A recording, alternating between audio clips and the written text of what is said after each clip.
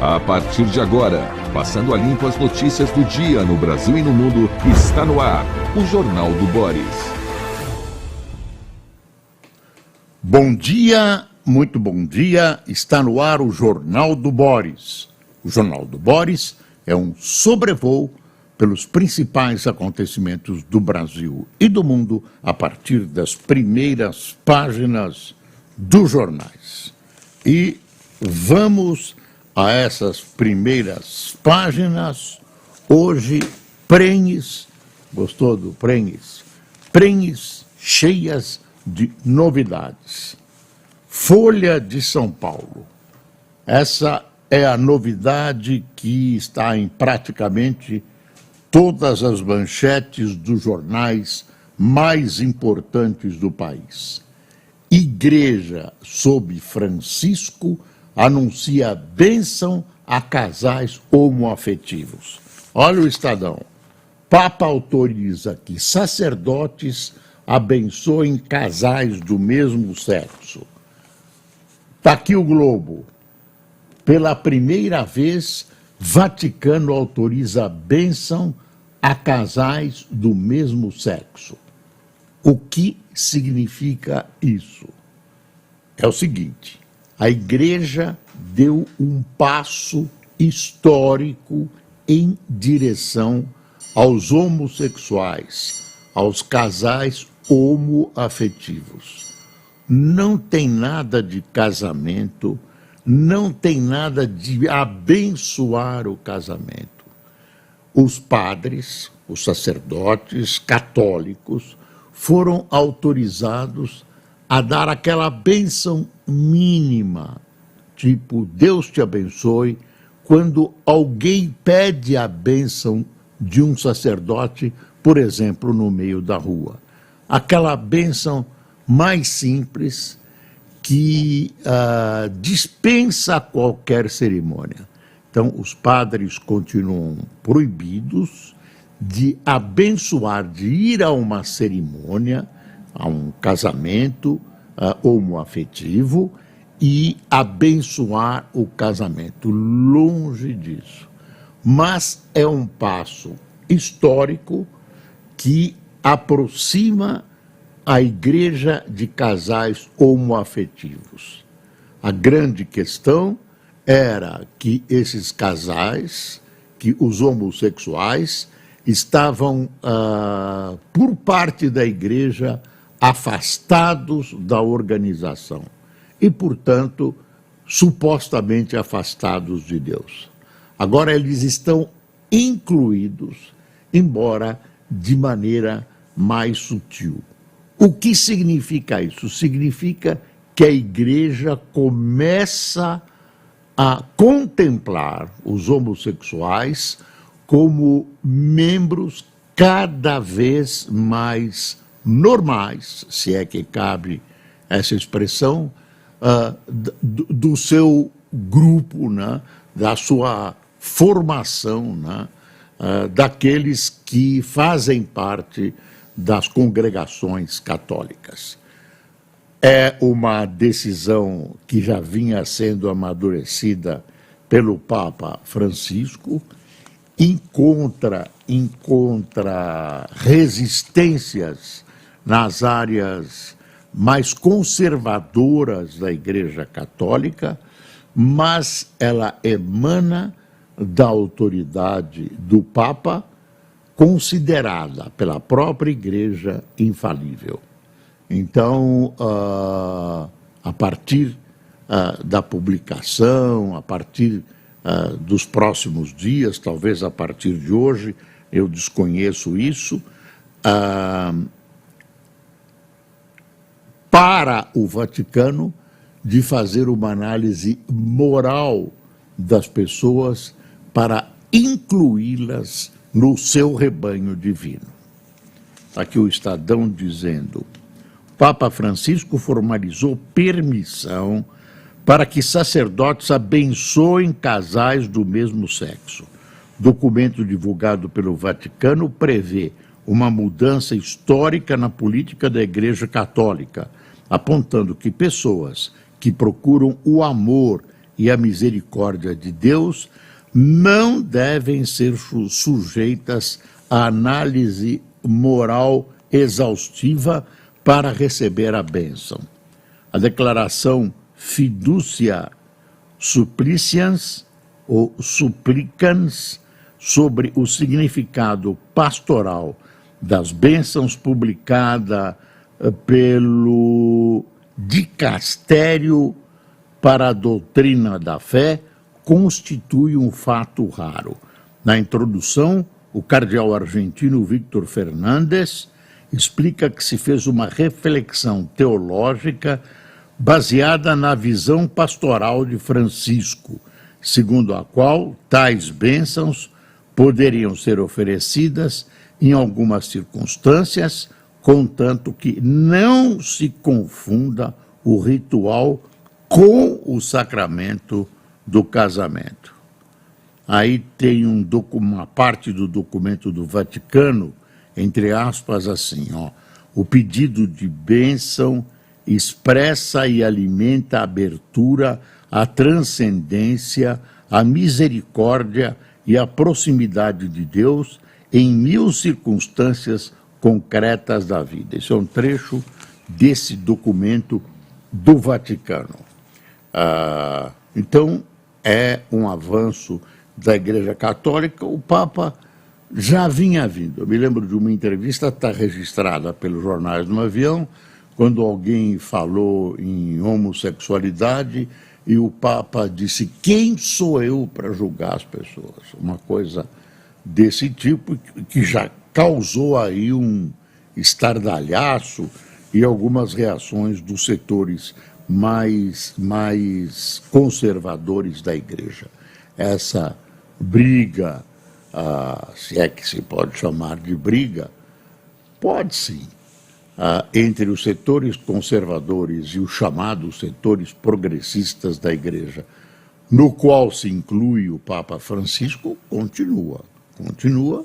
Eu acho que ela é milenar e não tem perspectiva de acabar. Isso dá um certo equilíbrio às decisões da Igreja Católica, que são lentas, que são muito pensadas, supostamente pensadas, e que acabam aparecendo no momento que a Igreja as deseja, sem se curvar a modismos, sem se curvar a pressões daquele instante.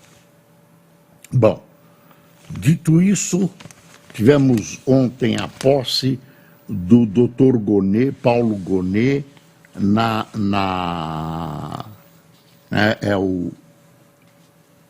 é o Procurador-Geral da República. Está aqui, Dr. Gonê, que é carioca, com o Lula.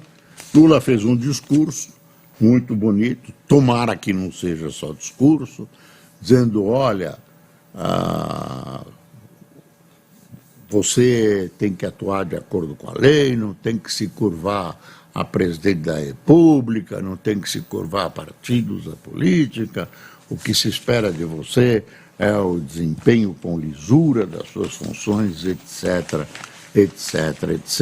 E o doutor Gonê, que foi bem recebido, sempre tem várias correntes no Ministério Público, coisa de corporação, né?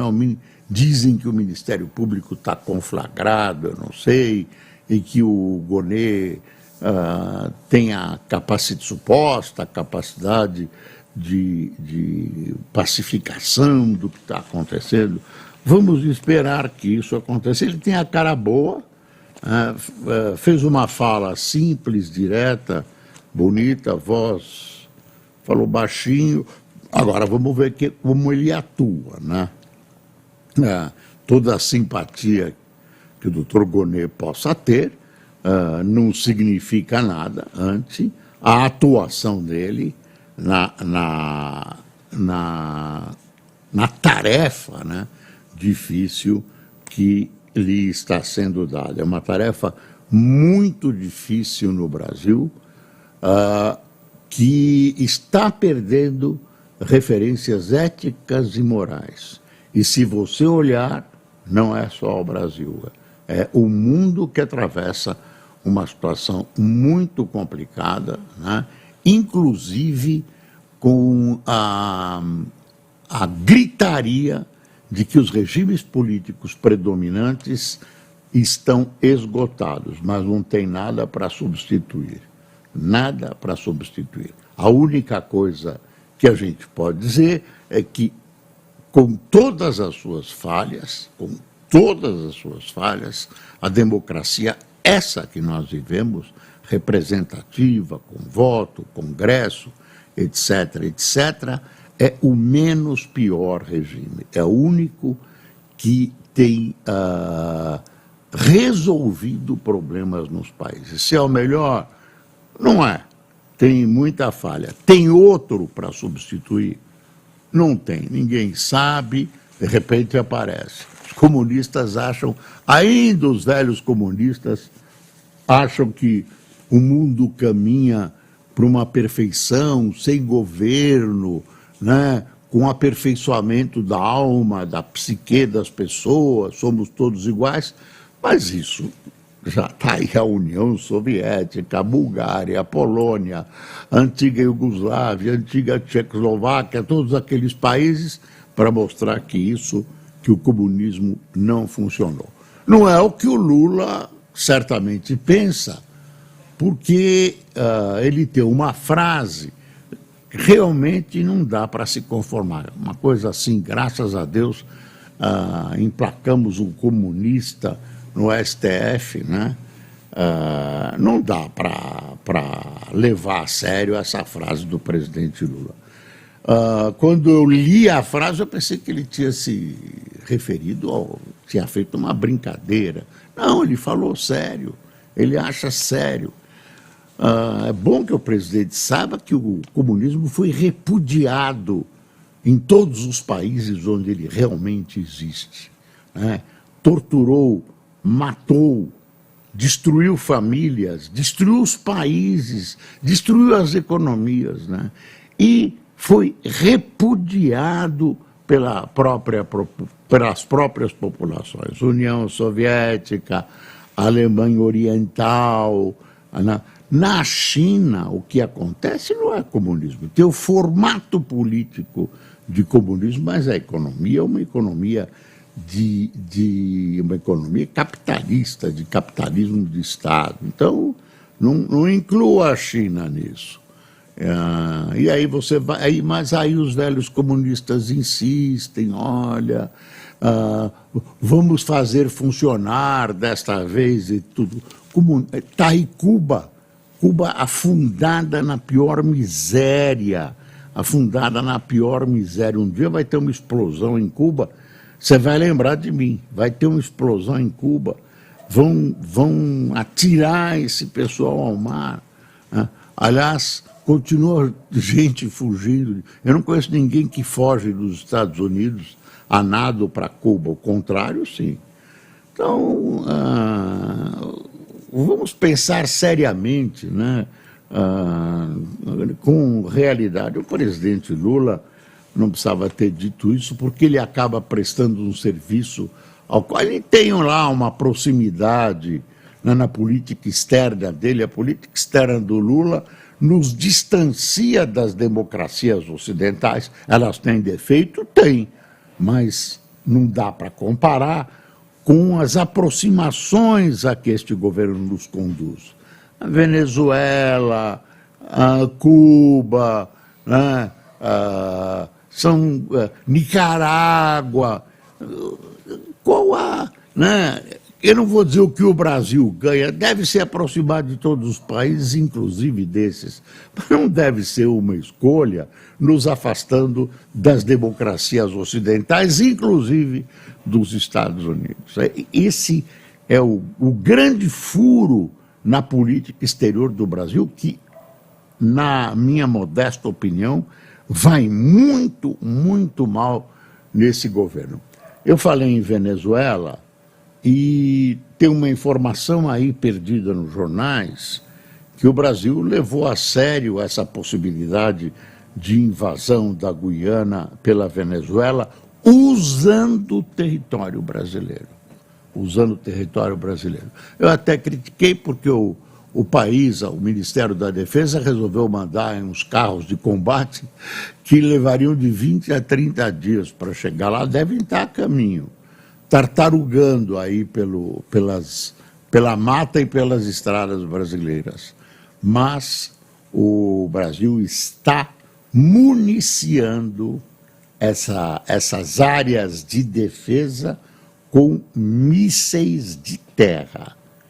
Já tem mísseis na região para evitar qualquer passagem, qualquer utilização do território brasileiro.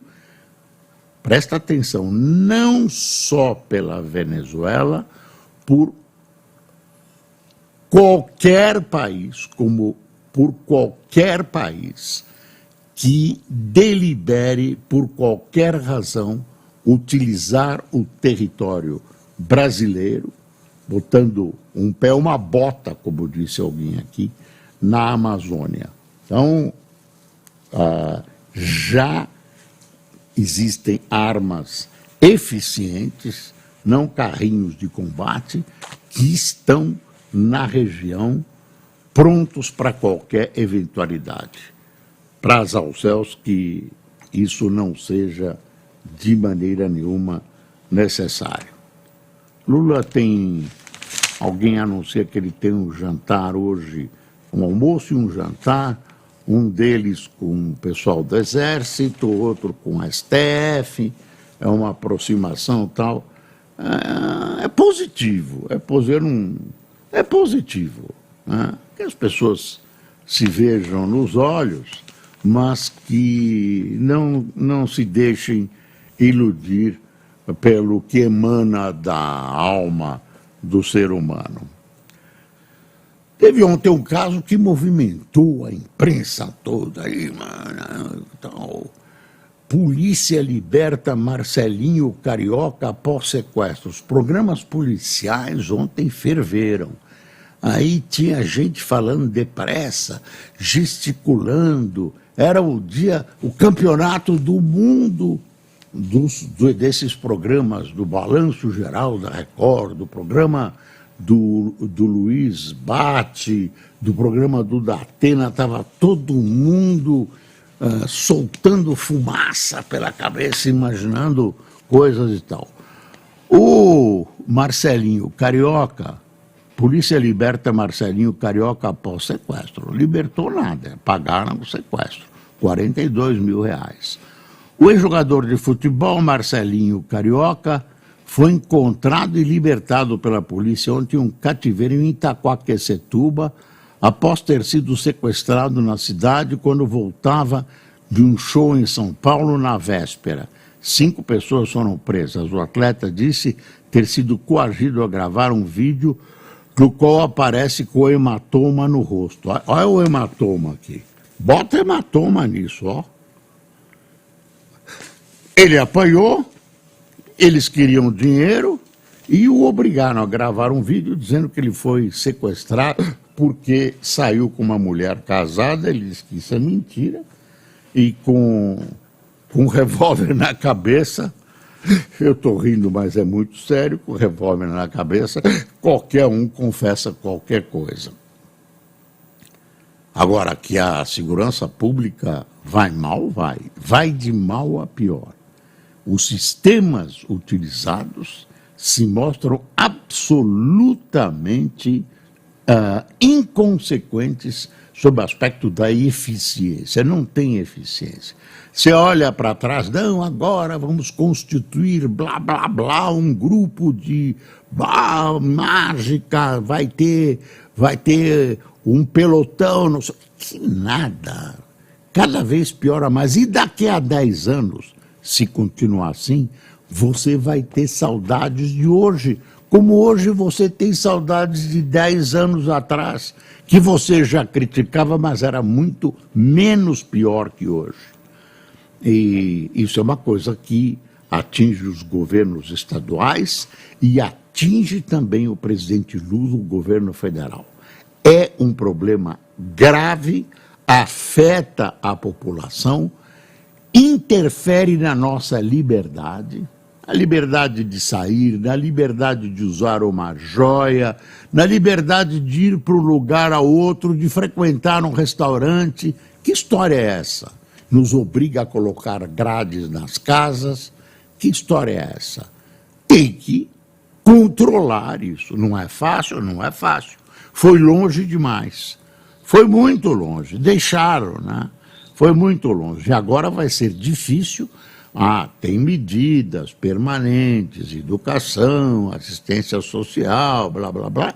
E tem as medidas que aqui não funcionam, repressivas, medidas de prevenção, combate a drogas, combate a contrabando, nada disso funciona. Essas medidas de resultados imediatos têm que ser aplicadas, e aí é a impunidade total. Tanto que você vê que as nossas leis são fraquíssimas, não põe a culpa nos juízes nem nos promotores, eles cumprem a lei. Você vê que, fulano foi preso, na ficha dele já constavam 4 assassinatos, 5 não sei o quê, fichas quilométricas, e as pessoas continuam soltas. Então, se sabe, esse pessoal sabe que joga muito na impunidade. Precisa ter muita falta de sorte para cair nas malhas da lei. Tem uma coisa aqui que me machucou, viu? A escola de samba, que eu sempre torci, embora não seja corintiano, o Vai-Vai. Que escola você torce? Eu escolhi uma que era o Vai-Vai. Era perto da minha casa, na Bela Vista, eu conhecia o pessoal, me lembro que o presidente atendia. Era presidente ou diretor, mas era quem mandava lá pelo delicioso nome de Chiclete. O Chiclete. E também tinha o Pé Rachado. Eu me lembro deles dois, não devem estar mais militando no Vai-Vai. A polícia de São Paulo diz que Vai-Vai virou reduto do PCC. Será, gente, que o PCC é incrível, não dá para acreditar, né? O jogo do bicho está aí, funcionando tranquilo, o PCC está tranquilo, o tráfico de drogas está tranquilo, o cidadão que tem que se estrepa. Tem um negócio novo saindo, que é interessante, a história do telefone celular. Do telefone celular, eu quero ver onde está. Vai sair um app quarta-feira que vai fazer com que você, que tem o seu telefone celular roubado, é muito provável que você seja roubado, porque toda hora roubam um celular, você aperta um botão lá e tem um sistema de avisos que em 10 minutos está tudo, cessou. O governo informa que vai transformar, que apertou esse botão, esse aplicativo, tudo vira uma peça imprestável de metal. É isso, né? Tem um nome, vamos ver se vai funcionar, né? É muito interessante. Tem uma notícia ontem que também dominou todas as manchetes dos principais jornais que tratam de polícia, é que a deputada Lucinha, do Rio de Janeiro, foi afastada por, comungar politicamente com a milícia. Foram comprovadas ligações dela com a milícia, muito triste, uma parlamentar, né? Mas você vai vendo, no Vai-Vai, cada vez você vê que o crime organizado vai se infiltrando na sociedade em pontos decisivos. Drogas, então nas empresas que fornecem insumos, criam-se sistemas intrincados de lavagem de dinheiro. Tudo isso necessita de equipamento, necessita de um tratamento moderno da questão da segurança pública. A gente está chegando muito atrasado, né? Muito atrasado, e nós estamos perdendo de 10-0 para o crime organizado. Olha aí, aqui é o Correio Brasiliense. Justiça mantém medida protetiva para o ex-deputado Zé Trovão, para quem gosta dele. Tem uma legião de fãs. Moraes nega novo pedido de liberdade para o deputado Roberto Jefferson. Roberto Jefferson está muito doente, muito doente. Ele tem câncer de cima a baixo e continua preso. Aí também ele trabalhou para isso, né? Ele trabalhou para isso. Não sei se o fato de ele estar doente, como ele está, não há dúvida nenhuma, ele possa merecer ser liberado da prisão depois do que ele fez, né? Ele é suficientemente inteligente para não ter feito aquilo. É agravante, né? É agravante. É um homem inteligente e esperto. Se ele é bom de alma, bom de coração, é outra história. Leis complementares vão regular pelo menos 71 pontos da reforma tributária. A reforma tributária está lançada. Aí tem essa parte principal, o corpo, a ideia é boa. A ideia é boa, é igual ao que se pratica na maior parte do mundo, mas aí nós vamos ver como é que ela vai funcionar. Aí nós vamos ver, tem gente que acha que vai ser uma catástrofe, tem gente que acha que vai ser uma maravilha. Eu acho que vai depender dos detalhes e como isso vai ser tocado. Eu levei um susto agora. Dá uma espiada nos olhos do doutor Gonê.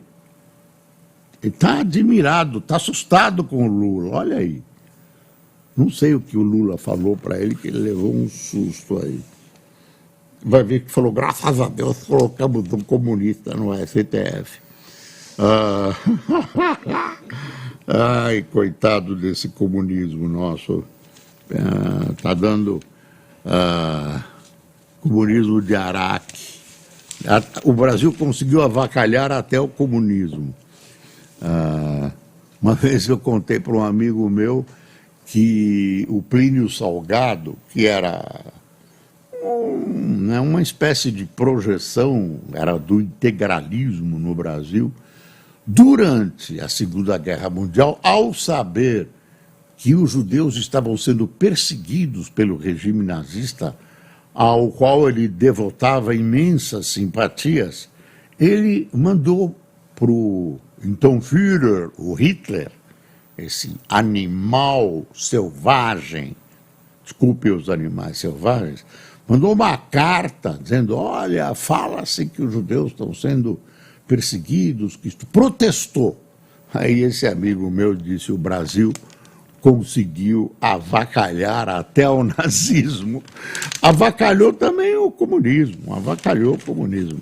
E o Luiz Carlos Prestes, você imagine, uma vez fugiu aí de uma blitz policial, esqueceu umas cadernetas que eu vi com todos os nomes das pessoas e definições. É nosso amigo, contribui com tanto, nos informa. É uma coisa... É o Brasil, né? Ainda bem, porque, aliás, em novembro agora, e nós noticiamos, se marcou mais um ano da intentora comunista de 35. Tentaram tomar o... Olha, envio de mísseis a Roraima é aviso sobre poder militar na Amazônia. O que eu te disse, está aqui no Estadão. Governo transferiu munição para a zona de litígio entre Venezuela e Guiana como um recado dos países e seus aliados. Como recado aos países e seus aliados. Tá bom? Então, o Brasil está tomando todos os cuidados necessários. Vamos ver se isso se mantém, né? E se precisar usar, se use. Porque invadiram o Congresso, o Palácio e o STF. E aí ninguém deu um tiro. É uma coisa assim, quer dizer, é o último bastião simbólico da democracia no Brasil foi invadido, ninguém deu um tiro e alguém disse seria um banho de sangue. Pô, então joga as armas fora.